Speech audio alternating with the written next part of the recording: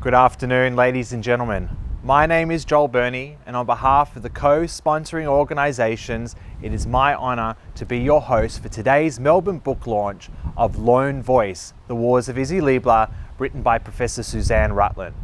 On behalf of the Australia, Israel and Jewish Affairs Council, the Executive Council of Australian Jewry, the Jewish Community Council of Victoria, Mizrahi, and the Zionist Federation of Australia, we thank you for joining us online today. I would also like to take this opportunity to welcome the many members of the Leibler family, both near and far, who have been able to join us. Today you will of course hear from the author of this wonderful book, but you will also hear tributes and stories from some of Isi's closest friends and family. Co-CEO of the Executive Council of Australian Jewry, Ryvchin, will launch the book as well as introduce Professor Rutland. We are also joined by National Chairman of ECAJ and Isi's brother, Mark Leibler, who will provide the concluding remarks.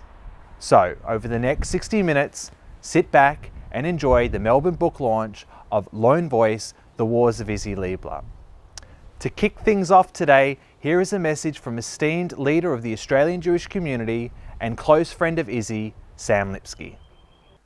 Just 6 months ago, early in December, I spoke to Isi Leibler in Jerusalem, and he told me the story of the book.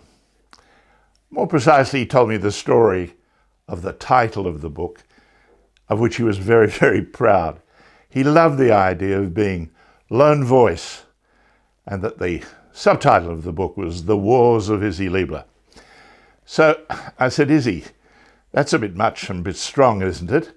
After all, you know the great Jewish tradition that leadership, according to our sages and to our rabbis, differs between the tradition of Moshe, of Moses, and the tradition of Aaron. And Aaron was, as we know, Ohev Shalom, Rodef Shalom. He loved peace and pursuit of peace. And here you are, trying to be a Jewish leader and talking about the wars of Isi Leibler. And Isi laughed and he said, I'm no Aaron, but very kind of you to suggest that I might be a Moshe. Lahavdil, he said, lahavdil. It wasn't the last conversation I had with Isi, but it was a conversation that focused on the importance not just of this book, but of communication, of why a great leader has to be able to communicate. And whatever else Isi was, and he was a great leader, he could communicate. In fact, he loved communication, not just because he had thousands and thousands and thousands of books, many of which he'd actually read from cover to cover. But he knew all his books, and he knew why writing things down mattered, why communicating mattered. And so this book was very important to him because, not just because of the great story that Suzanne Rutland was able to tell, spending 20 years of her writing life as an academic and historian putting it together, but because it told a story that was a story of our time. It was a story of Jewish history. And I want to say just a few brief words about why history was so important to Isi. Quite obviously, apart from communicating well and being able to tell his story, Isi had other great qualities as a leader. I'll just focus on three of them, which emerge from Suzanne's very important book. The first was courage. And I don't just mean spiritual courage and the idea of being able to persist and be resilient. Physical courage. I sat with Isi, with KGB officials in Moscow. Yes, we had perestroika and all that, but it was still a case, if you argued strongly with a KGB official, as Isi was able to do, I tell you what, it wasn't one of those moments that you wanted to be weak.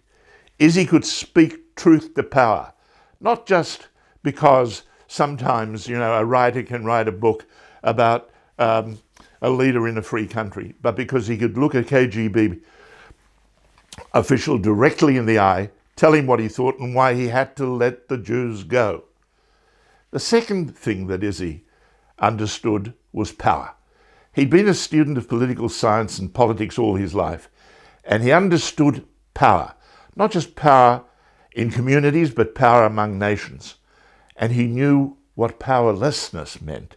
If you know about power, You know that the Jewish people's history as a powerless nation until Israel came is not a history of a nation that can make its own way in the world. And Isi understood that, and he knew why Israel was so central. And this leads me to the point about history. Isi lived in the momentous period of Jewish history, not just in our time, but arguably in the history of the Jewish people, certainly since the destruction of the Second Temple. And he understood the three great peaks of Jewish history. The highest peak, the Mount Everest for him, was Israel, not the Holocaust, but he understood what the Holocaust meant. And he knew how Israel stood between the Holocaust and the Jews of the Soviet Union. And he dreamed the dream that only the great leaders of Israel had understood, that one day those Jews would be free. And he devoted his life to that. I'm telling you all this as his friend. He was my mentor. As a collaborator with Isi, we worked together. I worked for him and with him. And of course, I miss him enormously. But Suzanne has done us all a great honor and presented us with a great privilege, because as a historian, she has placed Isi in the framework of his times. And I just want to conclude with one last anecdote about Isi. A long time ago, 60 years ago, when Isi was a very young man, and he was the Director of Public Relations at the Victorian Jewish Board of Deputies, he had one informal job. And that was to translate from the Yiddish of those speakers who refused to speak English at the Jewish Board of Deputies. Isi was no great Yiddishist, but he knew enough to be able to reinterpret and explain what those Yiddish speakers were talking about. And there's a phrase in Yiddish when we remember someone who is no longer with us, and we say, Covid sein Andenk. We give honor to his memory. Suzanne has given honor to Isi Leibler's memory. I first got to know Isi Leibler in the late 1970s when I was treasurer in the Fraser government. But I really was impressed by him and impressed with his commitment to justice and freedom in the mid-1980s when he began his ultimately very successful campaign for that group of Soviet Jews, as they then were called, the refuseniks. Jews have been persecuted in Russia or the Soviet Union through the ages. Certainly they were under the Tsarist regime and they were under the Soviet communist regime. And so many of them wanted to leave the Soviet Union and go to Israel and find freedom and hope and a better future. And the Soviet government at the time was reluctant to let that happen. And Isi Leibler, as a leading figure in the Australian Jewish community, commenced a long and ultimately very effective campaign. He had a great influence on the then Australian Prime Minister, Bob Hawke, who was sympathetic to what Isi was trying to achieve. I was then the leader of the opposition, and I was also sympathetic. And it struck me at the time how meticulous Isi was in making sure that it was a bipartisan effort. He was dealing with the Labor government of the day, and he obviously wanted their sympathy, but he didn't ignore the then opposition. And that was a hallmark of Isi, who became not only an extremely successful businessman in the travel and related industries in Australia and around the world, but a hugely significant leader of the Australian Jewish community. He exemplified what that community has always represented to me and to so many Australians. Dedicated and fiercely loyal Australians, obviously committed to the cause of Israel's independence and right to exist free from molestation and constant attack from its neighbours, and also a community itself that's made a remarkable contribution to the development and the success of Australia over the years. Isi was very proud of his leadership of the Jewish community. He fought many battles against discrimination. He was successful in business. He's now spent years in Israel, and whenever I visit that country, which I like to do as often as possible, though pretty hard at the moment for obvious reasons, I always like to look him up. And the last time I was there, I had a remarkably pleasant dinner with him and his wife. So this is a wonderful book. It has taken probably 15 to 20 years of research on and off to compile, and it's a very special tribute to a man who's always been a fine Australian, a dedicated and faithful Jew, and someone who believes very strongly, as I do, in the future durability, strength and rightful place in the world of the State of Israel. Good afternoon. One of the great pleasures that I found in working for the Executive Council of Australian Jewry for some 8 years now has been the short stroll from my office to our printer room.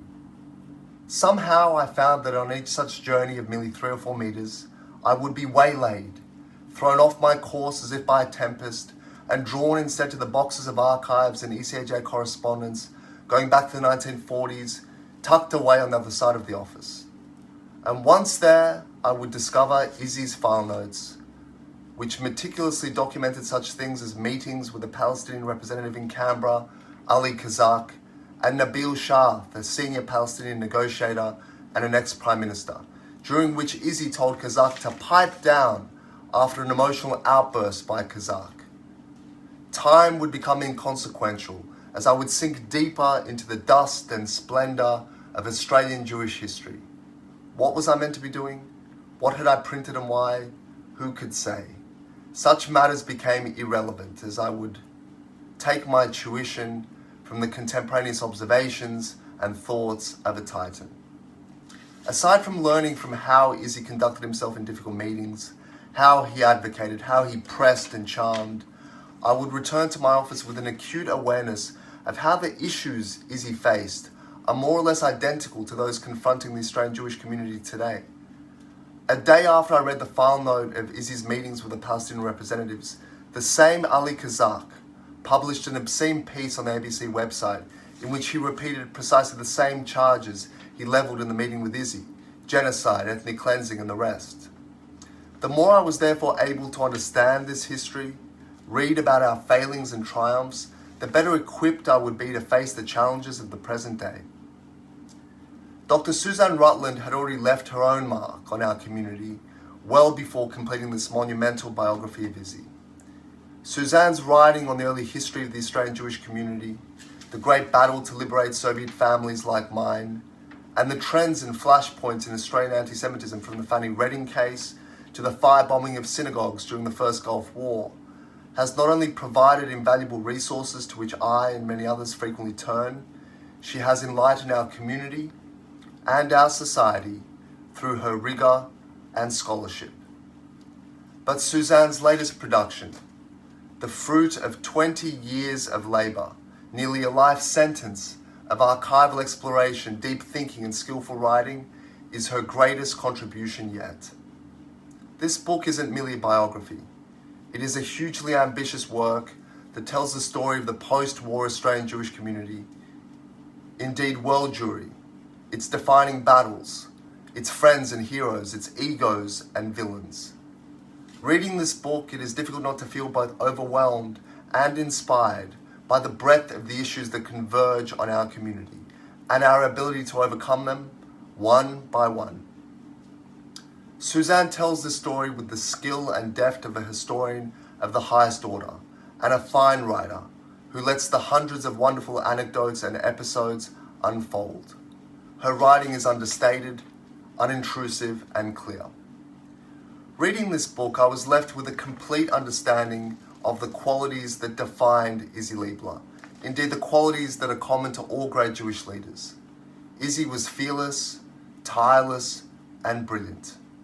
When a group of thugs rounded up the Jewish students at Caulfield Central School, forcing them into a woodshed and taunting them, an incident that may have triggered a sense in Izzy of the manner in which thousands of Jews met their end in places like Zhedbavny and Bogdanovka at the hands of their neighbours during the Holocaust, Izzy's response was to build an anti-bully alliance, which then, as Suzanne puts it, bashed them up one by one.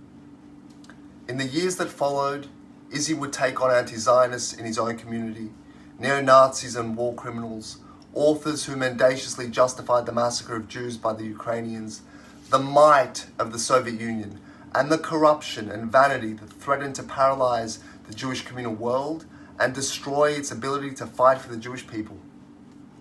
Isi teaches us not only who to fight, being anyone who stands in the way of the rights and freedoms of the Jewish people, but how to fight. Suzanne shows us how Isi formed alliances with communists to increase pressure on the Soviet Union, strengthening his hand and fighting on fewer fronts. How he resented Nahum Goldman's private diplomacy, a throwback to Jewish intercession in medieval times, which often led to doom. Isi favoured a militant campaign to mobilise public opinion. He had no fear of standing up to revered figures when he felt they were wrong and something of significance was at stake. And he shows us the primacy of hard work, demonstrating his prodigious, ceaseless capacity to write, meet, contemplate, travel, and organise in order to achieve his aims.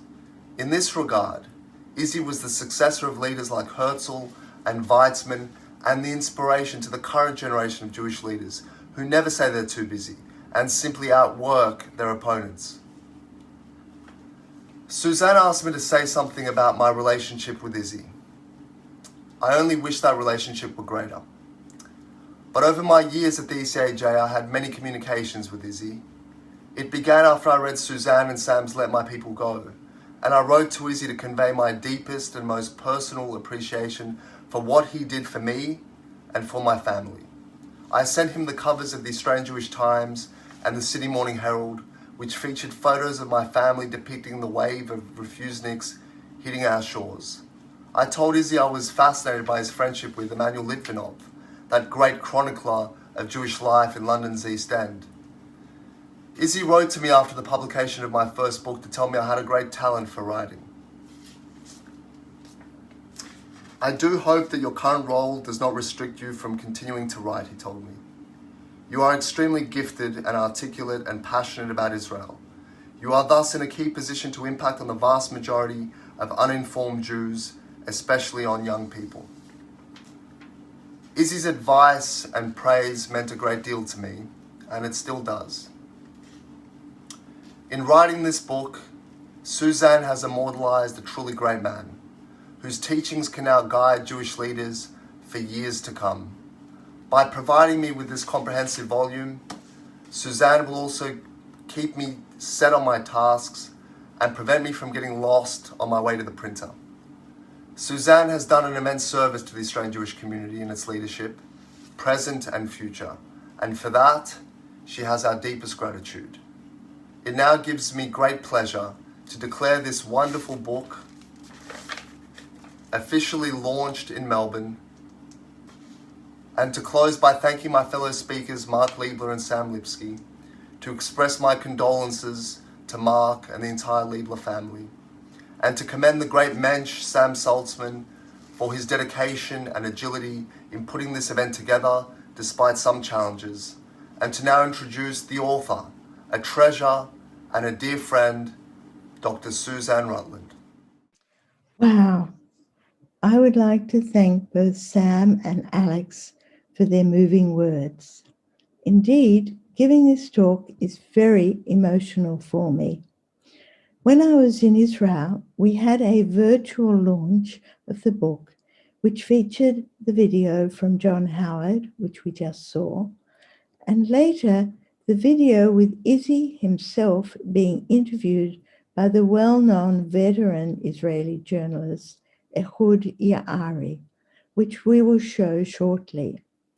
As you will see, Isi is in fine form, and after each segment of the launch, the camera zoomed in on Isi and Naomi, sitting in Isi's study.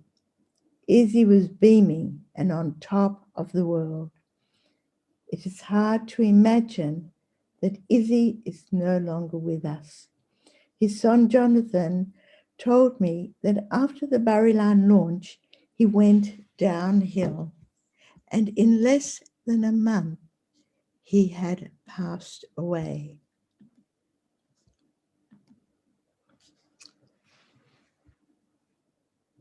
He died the day before I flew back to Sydney, and I was able to attend his funeral and the first minyan to share my condolences with the family. Just to give you an idea of Izzy's status, Sarah and Bibi Netanyahu attended one of his first minyanim. Sam spoke about the title Lone Voice, The Wars of Isi Leibler, really the suggestion of my editor, Elliot Yeager. However, I knew that the title had to have the concept of Izzy, the fighter, in it, because Izzy was a fighter all his life, as we have heard from Alex, from his responding to anti-Semitism in his government high school to his 30 years of struggle with Soviet Jewry, including his chutzpah of standing up to Dr. Nachum Goldman, through to his battles with Qantas, to one of the greatest battles of his life with the World Jewish Congress. Izzy was never afraid to stand up for what he believed in. Indeed, as we have heard, his courage and fearlessness were one of his key characteristics. And he understood the issues of both Jewish power and Jewish powerlessness, both of which we have seen over the last 2 weeks in terms of Izzy's battle in Gaza and at the same time the ongoing vilification of Jews and Israel. Over the last 20 years, I had the privilege of researching in Izzy's unique archive and extensive library, what I call a treasure trove for an historian. You might ask how I got the key to this treasure trove. At the end of last century, I was approached to write a history of Jewish communal leadership in Australia. I became engrossed in the struggle for Soviet Jewry. I was aware of Izzy's landmark 1965 publication on Soviet Jewry and human rights, and that Rex Mortimer had written a letter that we can see here at the beginning of the publication, acknowledging the anti-Semitism in the Soviet Union, clearly illustrated here. I managed to get access to Mortimer's secret security file from the National Archives of Australia and found that each time Izzy's name was mentioned, there was a number indicating that he also had a security file. However, when I applied for access to the file, I was told they could not locate it. After 9 months back and forth with their saying they could not find it, and my insisting it must be there, they finally located it. It was unbelievable.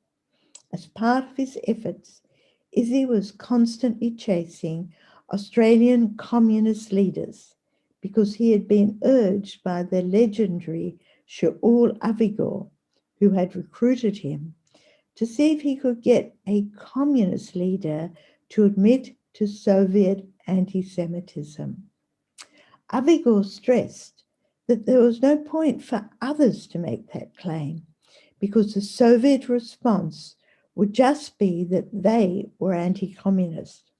A communist leader who had spent time in Moscow and was deeply embedded in the party, such as Rex Mortimer, was another story.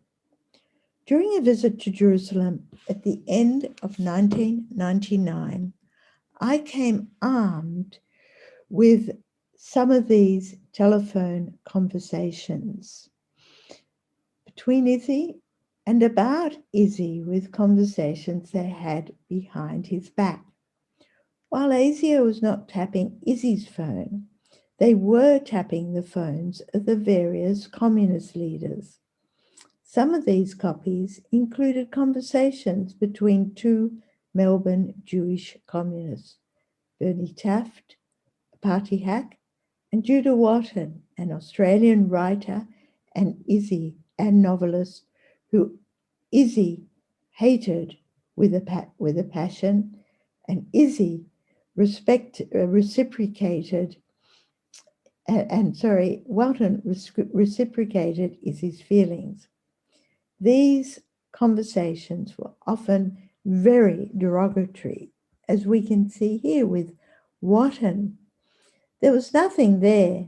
They have to go to all these places. But with Leibler, it was just a waste of time.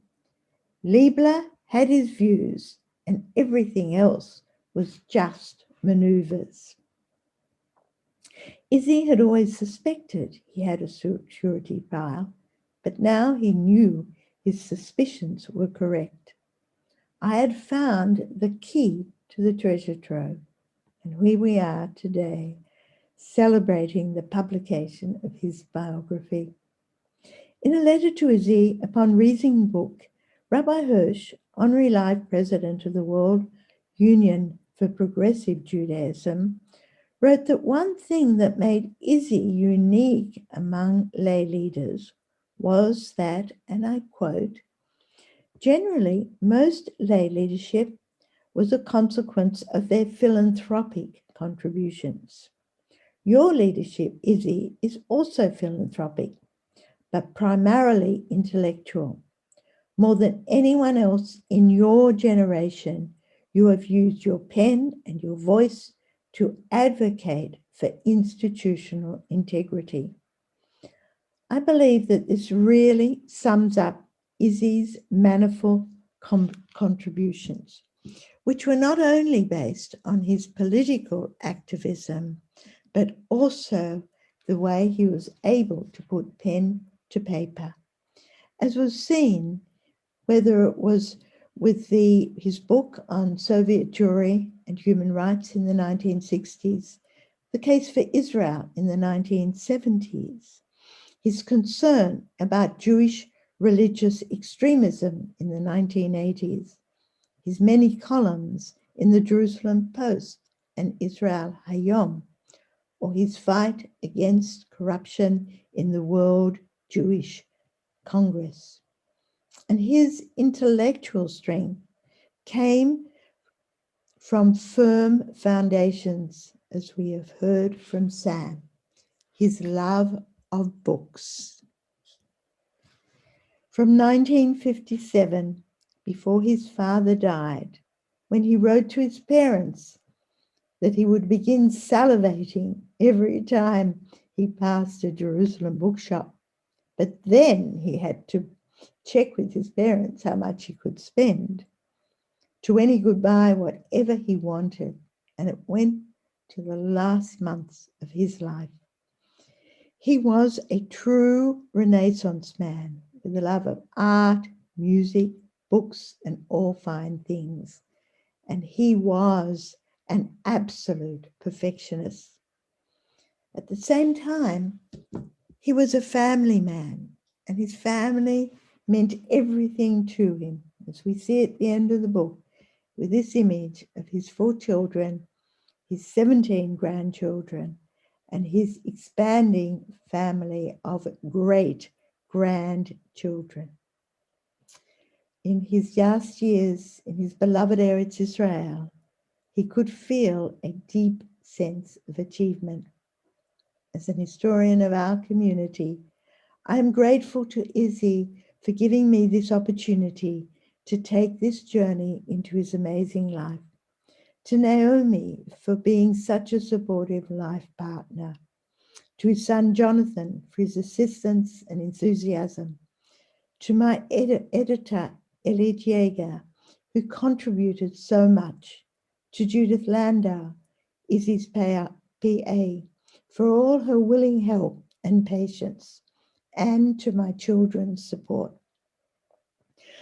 This evening, I would also like to particularly thank Sam Saltzman for all his amazing efforts to ensure that this launch happened, and to the sponsoring organizations, particularly to Joel Burney of ECAJ for all his help.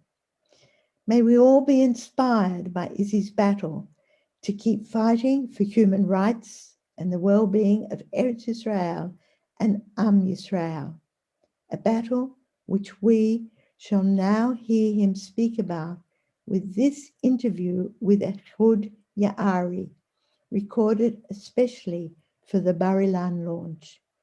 Zichrano Levracha. May his memory be for a blessing. Hi, Isi. Hi, Ehud. You're a warrior without a gun, and you have waged many battles in your life. From Qantas to the claims conference. What's your motto?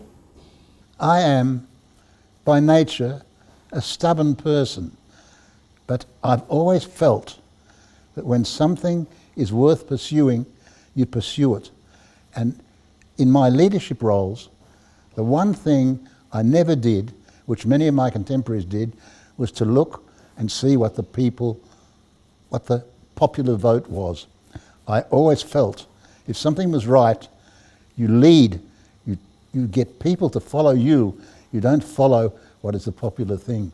And in many times, I found myself in a situation where I had the majority against me, but was subsequently vindicated because justice, the thing I was fighting for, in most cases, I believe, and I think history proves, were justified. You were never reluctant to take on strong opponents. I experienced anti-Semitism when I was a little boy in school. I was a refugee from Belgium, just on the edge, just in the beginning of the Shoah, and I remember the Jewish boys in my class being taken into a shed in lunchtime and being abused. And I got them outside afterwards and I said, we have to fight back. All of them said, let it go. I got to get a number of my non-Jewish friends and we beat up every one of those guys. And I said to myself, you have to fight. You don't just take what's given to you. And nothing is impossible if it's right.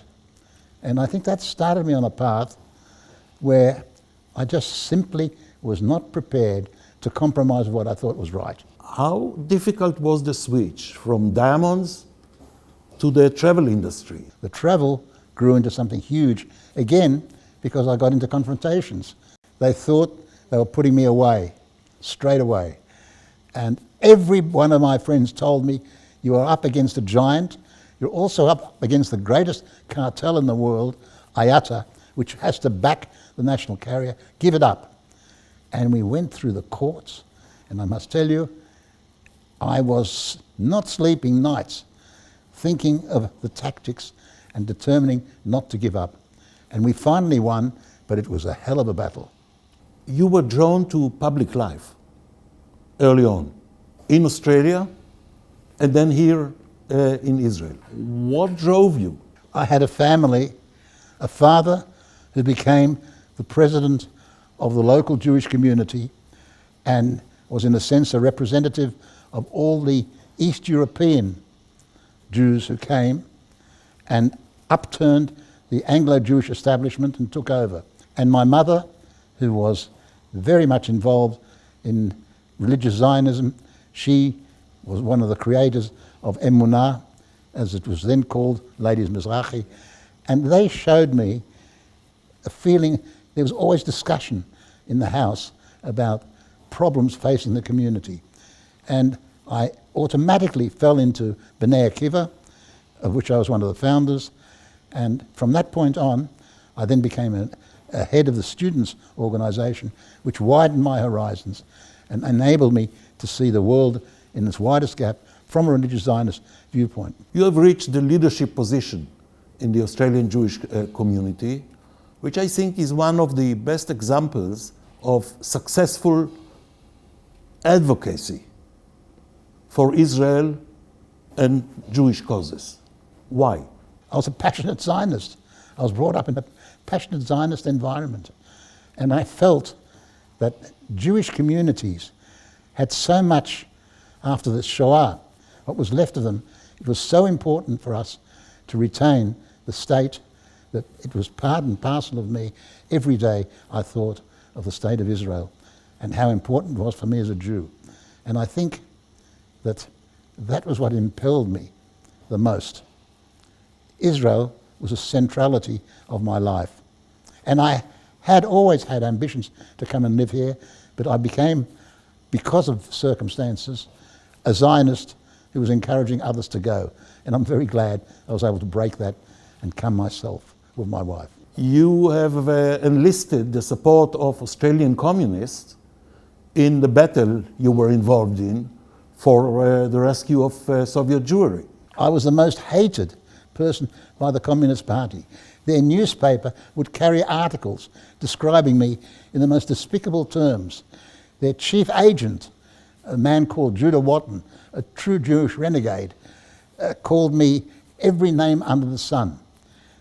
And somehow or other, I felt that when problems were beginning with the Togliatti party, with the Italians, now was the time to try the soft spot.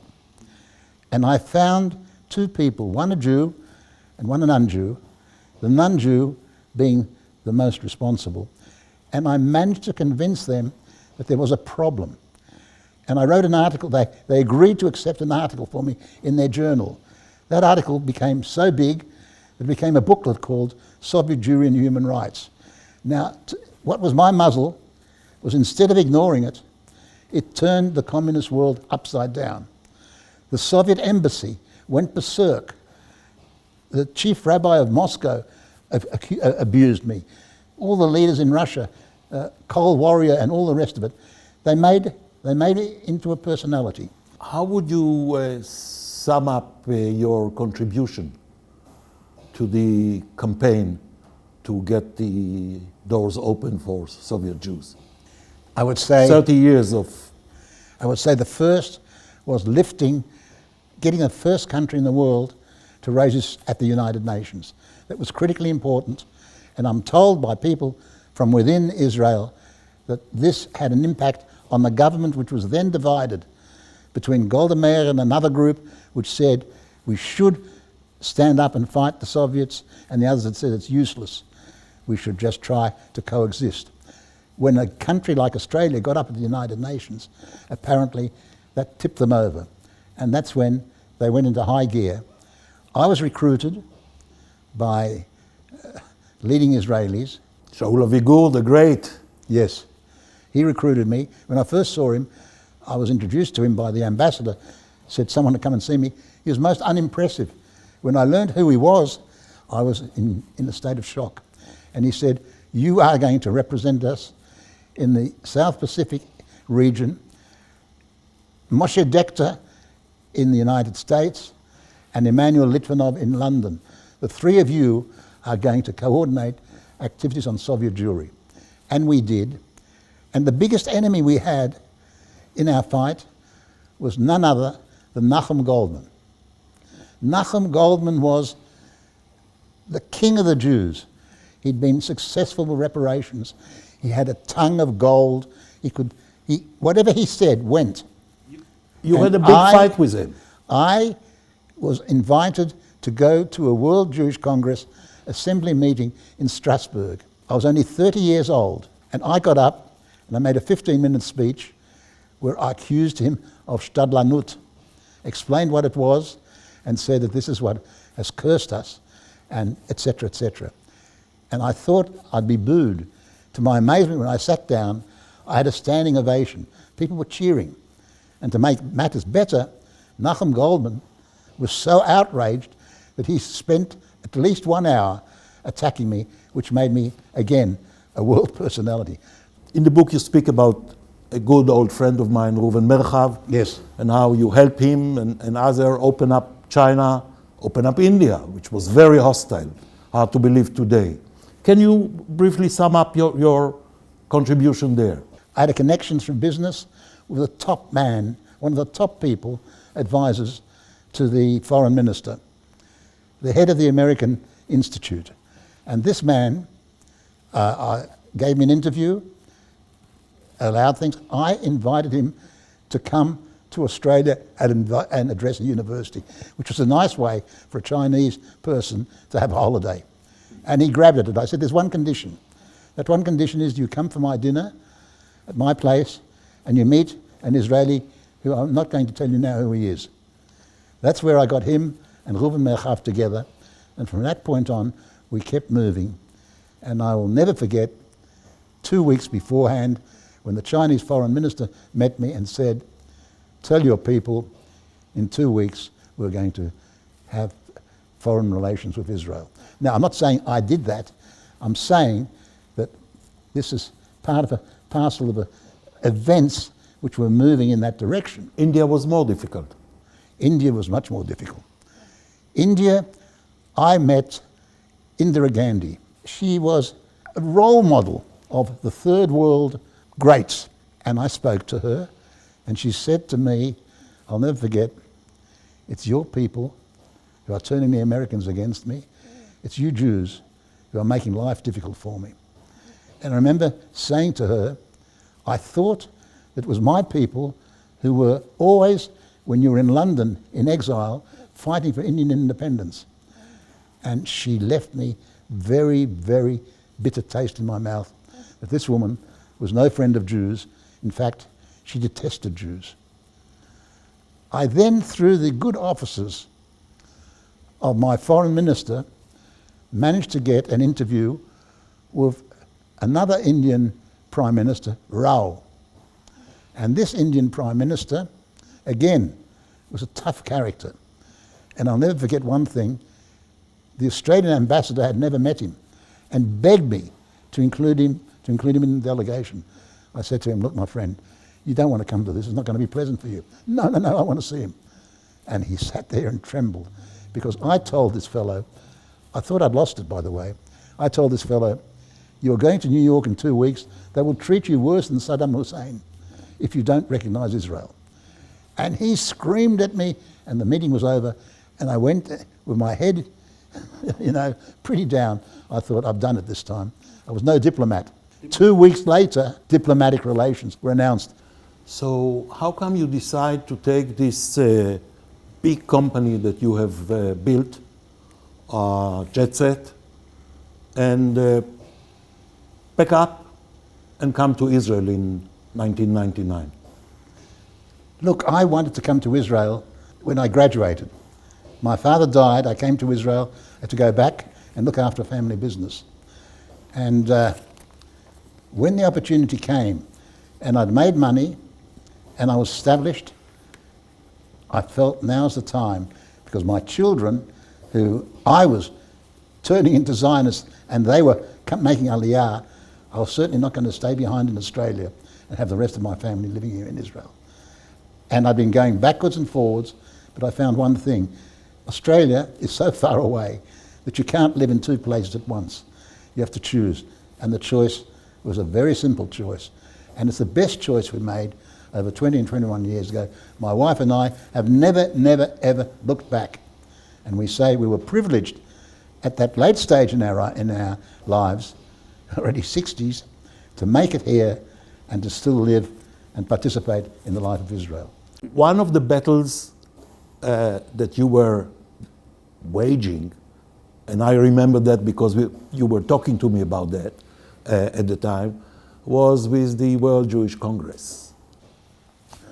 Look, I saw the World Jewish Congress. That was quite probably one of the toughest Was the duels in the world of Jewish politics. Ehud, you have to understand that I took on not only the giants of the World Jewish Congress, but I took on the American establishment in a sense. But when I came to Israel and I became more involved in the World Jewish Congress, I asked questions about the financing. And I got such a torrent of abuse that I smelt something was wrong. And this went on and it exploded. And I discovered that millions of dollars was being diverted, let's put it in a nice way. And then 3 months later, they threw me out because they saw I was going to be a thorn in their side. And I will never forget. Enfant terrible. Yeah, I will never forget. They called the World Jewish Congress meeting, governing board meeting, not a governing board meeting, a general assembly to have elections, which was not the due time, only to get rid of me, because I was a senior vice president. And I must say, never in my life have I faced such a hostile crowd. Yeah. 500 people were there, and I spoke by myself, being booed, not allowed to stand on the platform, being booed by 500 people, and people said he's finished. And at the end, it was unearthed, and Bronfman himself, before he died, Edgar Bronfman, before he died, said to me, I made a mistake, Singer was stealing from me. And he wasn't stealing from him, he was stealing from people that gave public monies. You have taken very clear-cut stand. In your articles in Israel Hayom, Jerusalem Post, on issues of the state and religion, critical of the Haredi politicians. Can you give me, please, the gist of your position on that? I'm a religious Zionist, and I believe in moderation. And people like the late Yosef Burg were friends of mine, although he was much older, but that was the kind of approach that I liked. What was happening with religious Zionism was it was going in two extreme paths. One path was they were going Haredi, in other words, extreme, extreme, extreme. Each one was trying to outdo one another in the severity of interpretation of halakha, and that applied to things like conversions and wedding. Would there be a Hebrew translation of your biography?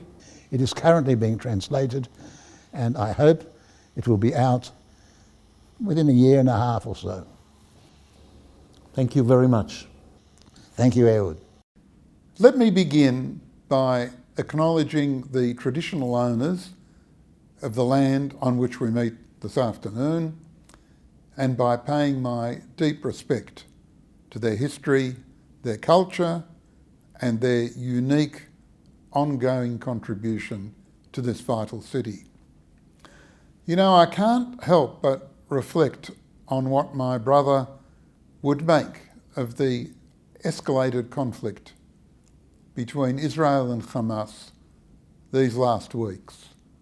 The analysis he would offer in his Candidly Speaking from Jerusalem column, and the even more frank analysis he would share on our regular telephone discussions. Now, while I have a pretty good idea what he would say, the fact that the column is no more because Isi is no longer with us leaves a terrible vacuum, both personally and indeed for the entire Jewish world. Because sadly, the reality is that there are very few Jewish leaders today who are gifted with both Isi's passion and his talent. When I sat down to think about what to say today, it struck me that today is our father's Yahrzeit, and it seems to me to be a very fitting coincidence. Because losing our father at such an early age, he was only 47 years old, Isi was 23, and I was 14, had such a huge impact on us and our younger brother, Alan. It was a major influence on the future trajectory of our lives. When our father passed away, Isi didn't think twice about abandoning his lifelong dream of living in Israel. Instead, returning to Melbourne to be with our mother, Alan and me, and to run the family business. I have described Isi as the gold standard of global Jewish leadership. But it should be understood that Isi's top priority was always family and family values. And in this realm also, he was the gold standard, right from the outset and right until the very end of his life. So it's hardly surprising that his biography conjures up memories and emotions that go far deeper than if I were reading the story of a person whose life coincided with my own only superficially, or indeed not at all. I was especially moved by the early chapters that relate to our childhood, not so much by the memories, but the revelations, aspects of our family history that I'd never discussed with our parents or with Izzy, but discovered on the pages of Lone Voice. I was also deeply affected by stories of Izzy's courage and moral compass recounted in the book, which I experienced alongside him. The first was the battle he waged on behalf of his travel business, Jet Set, against an almighty campaign from Australia's #1 airline, Qantas, to put him out of business, completely out of business.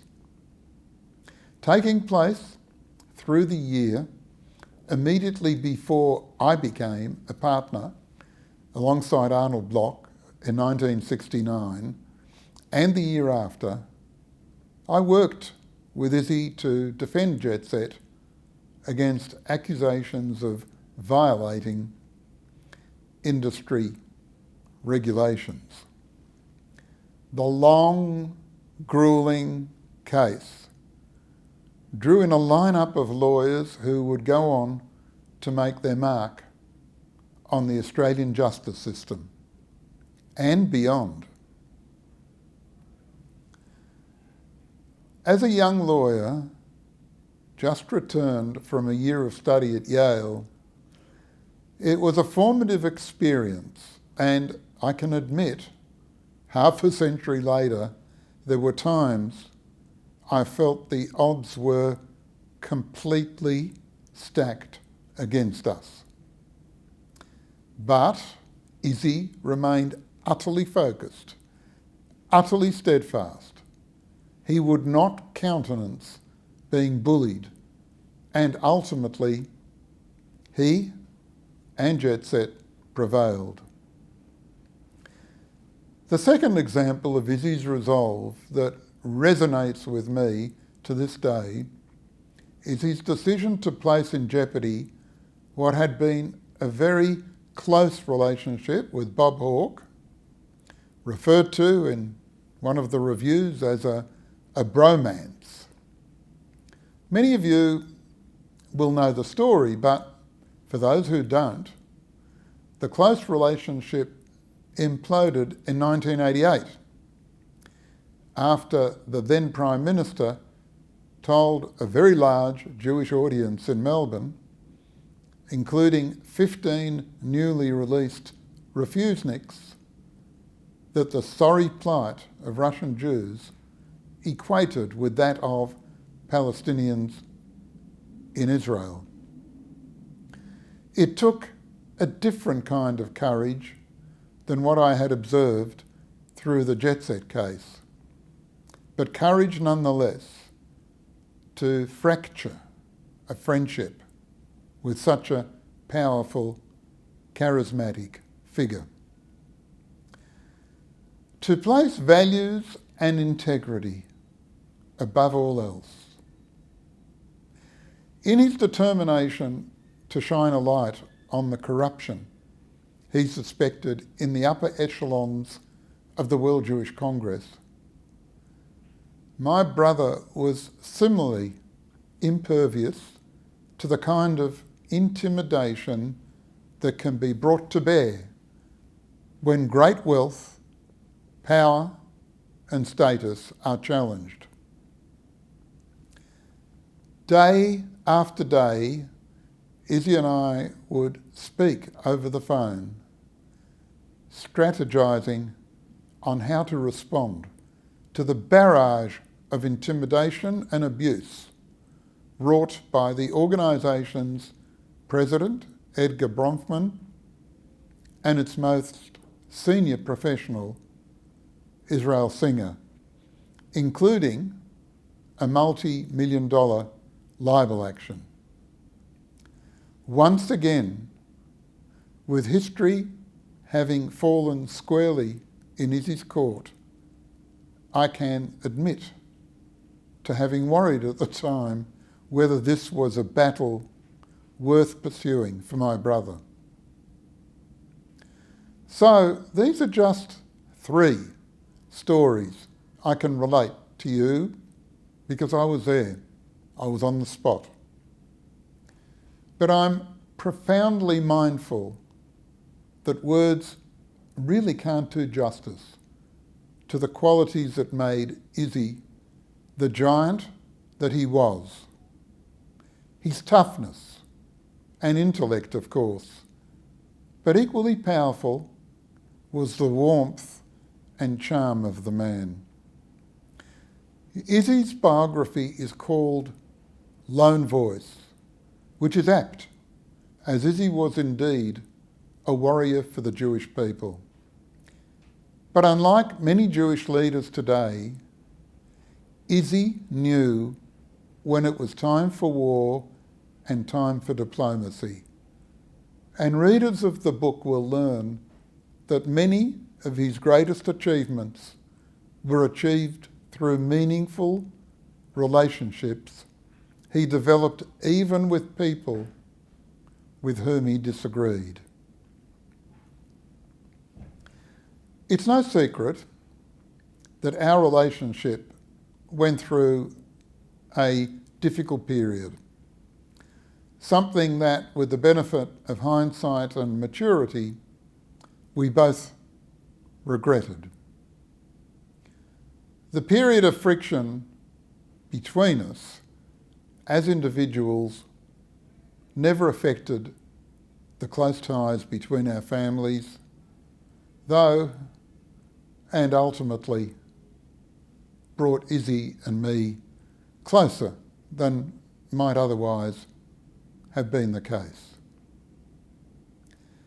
And for the past 2 decades, we and our respective children became even closer. These last few weeks, I find myself surrounded by the places where Isi and I spent our childhoods and much of our adult lives together. I sit in my seat in shul next to Isi's old seat and can almost relive our hushed conversations under the rabbi's stern gaze. I look out of my kitchen window at what used to be Isi and Naomi's house, right next door, and remember the free flow of children back and forth, Isi sneaking over to have an occasional cigarette, Sunday barbecues by the pool, surrounded by family. I drive past Isi's old office on my way to work every day and recall our l'chaims in the late afternoons. And perhaps most poignantly, I pass by our mother's old house every day. The house where we grew up, shared in each other's triumphs, where we spent almost every Shabbat and Yom Tov together. And whilst I miss my brother deeply, I draw comfort and inspiration from all of the memories I've shared this afternoon. So I commend Isi's biography, Lone Voice, to you. To Suzanne Rutland I say, you've created a fascinating enlightening and inspiring read. Thank you for doing justice to my brother's life and achievements. Ladies and gentlemen, that's all we have time for this afternoon. On behalf of all of the co-sponsoring organisations, thank you so much for your participation. To our speakers, to Sam, to Alex, to Suzanne and Mark, thank you also. And to all of our Victorian and Melbourne guests, please stay safe during the lockdown. And to our international guests, thank you so much for your participation. And that's bye for now.